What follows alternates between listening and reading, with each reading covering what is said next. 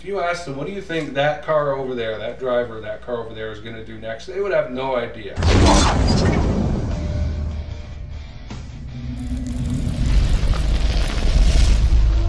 This is Jason Kanigan of Sales on Fire. I want to talk to you today quickly about technique, the importance of technique.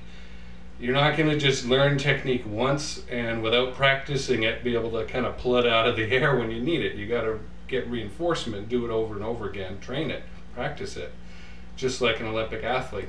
And a lot of people in the field of selling feel that they can just wing it, that they don't have to practice, that they don't treat it seriously like an Olympic athlete does.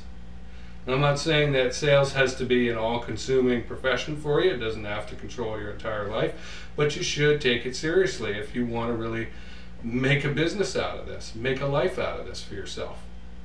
Now back to some technique in another area. I've had an interest in old police training videos. These things are a lot of fun to watch. Sometimes they're a little over the top, especially when they were made, 40, 50 years ago. And they're pretty cool. They're in some ways works of art. A lot of effort went into creating these things.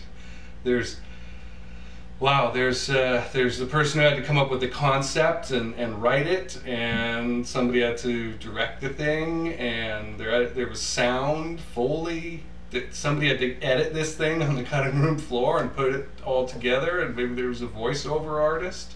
Right? There's a lot of work that went into this stuff, and typically they're talking about technique. Some of the favorite ones of mine are about driving.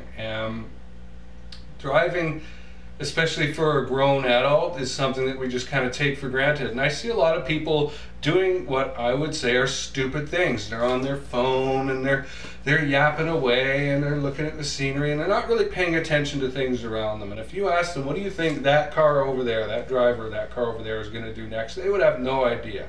And that is 180 degrees completely different from the way that I drive. Personally, I am paying attention all the time. And I have avoided accidents by predicting that things were going to happen correctly and made room for them, so that they could screw up in front of me and it wouldn't hurt anybody. But if I hadn't been paying attention, one guy merged right into my lane, right in front of me one time. Would have taken the front end of my car off if I hadn't have just backed away. And I didn't hit the horn or anything, because that would have freaked the guy out and he would have crashed. Really have to be vigilant all the time, or you're going to get into accidents. And if you're the kind of person who's getting into accidents all the time, well, maybe technique is your reason why you're not paying attention. So recently I picked up this book. It's called Emergency and High-Speed Driving Techniques by an engineer named John M. Clark Jr. And he's probably gone from this world now because he was working for McDonnell Douglas Aircraft, actually Douglas Aircraft, before it was McDonnell Douglas, in the early to mid 40s, and then went to something called the Southwest Research Institute in the mid 50s, and got involved in sports car racing and that, and really began studying braking and curves and turning and how people can drive very quickly and yet maintain safe travel in their vehicles. So ambulance drivers, police drivers, and that's how it ties into the police video training that I've been watching. And the one I want to share today is a fun one. I'll link to it in the description below so you can watch the whole thing. I'm just going to cut a couple pieces of it here. It's narrated by Jack Webb,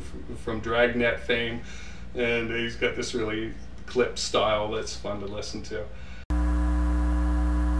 710 Roller, North George King, 55701. Weapon A, 38 caliber combat masterpiece revolver.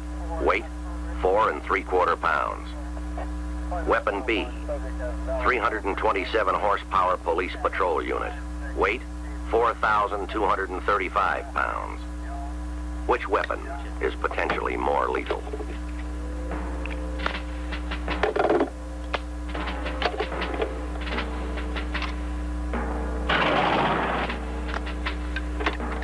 Weapon A, maximum energy level 500 foot-pounds. Enough to lift a man about 2.5 feet off the ground. Weapon B, maximum energy level 2 million foot-pounds. Enough to catapult a grown man almost 2 miles into the air.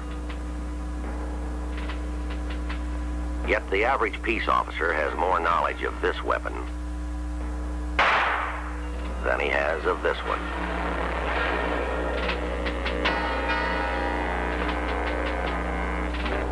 Take note of what they're saying, though. I mean, they're looking at it like, check it out. Like, which one is the more obvious weapon here? Is it the gun, or is it the giant multi-thousand-pound automobile, right? That could crush people if you're not using it right.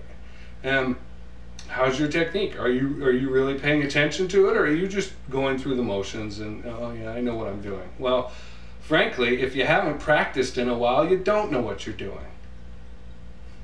A skill that's not used, just like a muscle that's not used, gets lazy, right? It gets weak. So I'm going to ask you again, have you been practicing your sales technique? Because if you haven't, you're not going to be able to come up with it, you know, in the short time that you need to during a live sales conversation. If you do need to talk to somebody about sales techniques and ongoing reinforcement practicing and that, then I'm the guy to talk to. And call me up, shoot me an email, we'll see if we're a fit.